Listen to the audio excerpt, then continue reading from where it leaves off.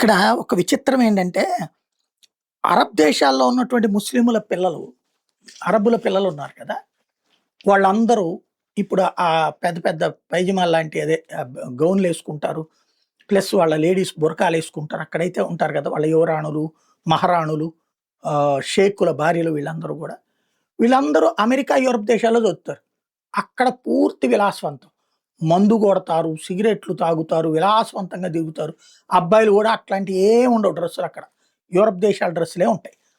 అదే విధంగా దాన్నే తప్పుబట్టేటటువంటి సంప్రదాయ గూడా గాదు, సంప్రదాయంలో కట్టర్ ముస్లిం సామాజిక వర్గానికి సంబంధించినోళ్ళే తాలిబాన్.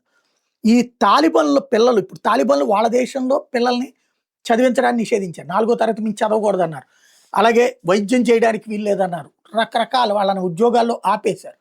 ఇదే తాలిబాన్‌ల బిడ్డలంట, తాలిబాన్ నాయకుల బిడ్డలట ఖతార్‌లో చదువుతున్నారట, పాకిస్తాన్‌లో చదువుతున్నారట. ఒక రిపోర్టర్ అడిగాడు. మీ పిల్లలు, మీ ఆడపిల్లలిద్దరూ గూడా స్కూల్‌లో చదువుతున్నారు.